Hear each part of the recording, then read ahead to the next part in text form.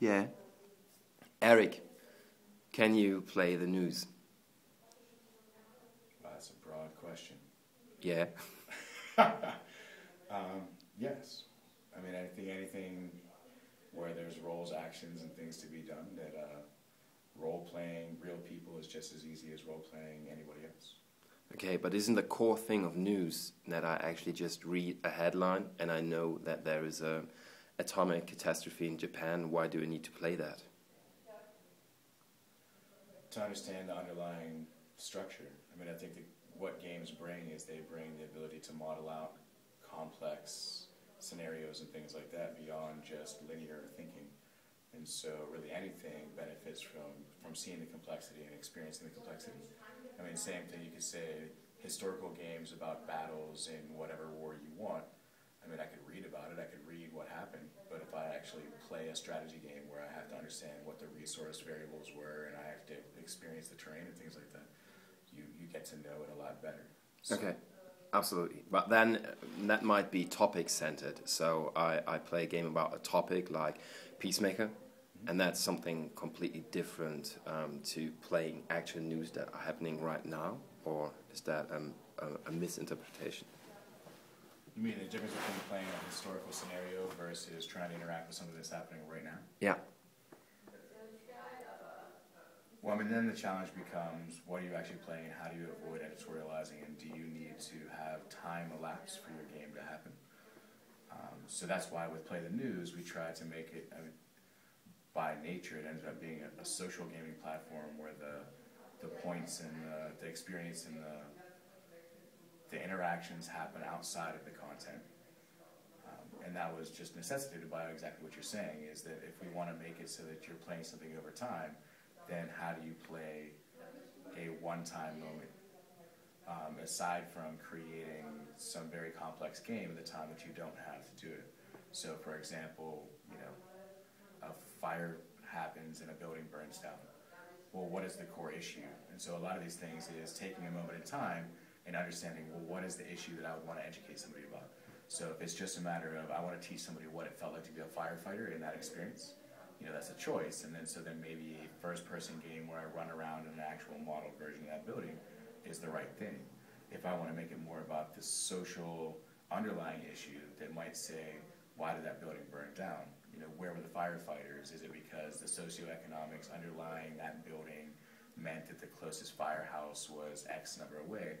So then you're starting to talk about, well, that actual incident is more about a political underlying issue. And so then if I want to actually teach people about that, then it becomes a resource game. And so then what do you build to do that? And do you have to model out the time leading up to that? So what could you do to make it...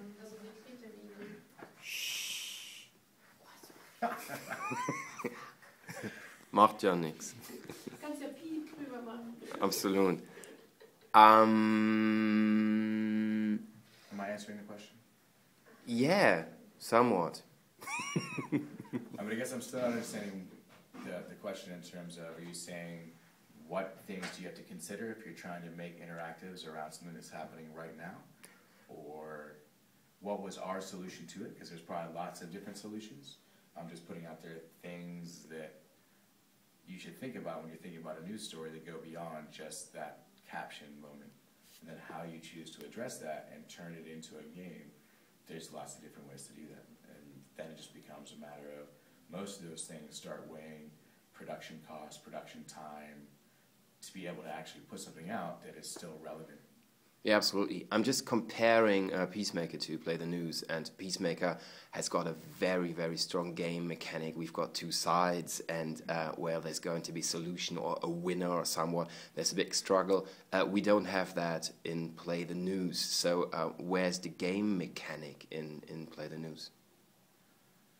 Yeah, I mean, at the core of the game mechanic for Play the News is just prediction modeling. I mean, essentially, there is a quiz-like element. It's altered to be role-playing, so it's relevant to the story, but you're just predicting outcomes. So, I mean, as far as a game mechanic, it's as simple, I mean, it's, you know, akin to like a Trivial Pursuit almost in terms of simplicity at the core underlying mechanic.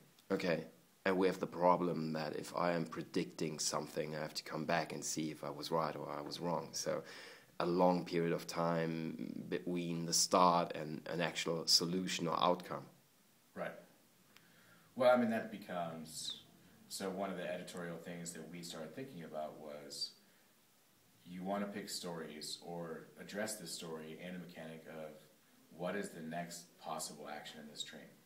So we wouldn't do a story on global warming and say, is it true?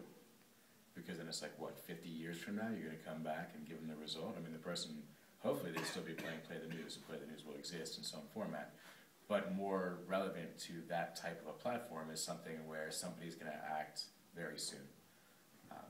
So, you know, is Egypt going to be a democracy, or what will they institute? Well, you've made it too long. I mean, there's 100 actions that will happen between this moment in time and then. So let's just take it little piece at a time and play the roles that are going to be making the next actions.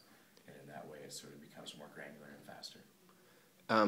Did you have talks with people from actual commercial news organizations that had a look at Play the News, and how did they react? Did they want to have it? Yeah, I mean, we pitched lots and lots of news organizations, and everybody conceptually loves it. I mean, I think the challenges there were always the business model. And I think anything where you're doing something like this, the cost of production still becomes an issue. So while they loved what it did and they loved the engagement rates, the issue became, well, wait, is this automated? So can you just take RSS feeds and feed it into the game? And sort of, no, there's still a design element where you have to choose what is the information and what are the roles you're going to play and what are the possible outcomes. And so then it comes back to, oh, so I need to actually have a journalist create content for this. And they're looking for easy solutions that require nothing from them that return money. And that's not the nature of what we created. Okay, so is the future of news games in editorial tools? Like in Bogos, they are developing the cartoonist, where journalists just put stuff into it and this black box makes a game out of it. Is that a thing, editorial tools? I mean, that's sort of Ian Bogo's history, right? Is making editorial cartoon games and things like that. I mean, that's a valid part of journalism. It has always been, and political cartoons are an important way of, you know, highlighting issues and perspectives. I don't think that's the future of all of it. I mean, at the end of the day, I think at some point we aren't going to be reading linear news stories as our core way of consuming news. But that doesn't mean that we need to follow the trend of most news organizations where they don't really do news, they do editorial commentary. You know, I think there's some room somewhere in the middle for creating experiences that get to the heart of the issues and the core facts without having to editorialize them. Okay. What do you think about the Huffington Post's Predict the News?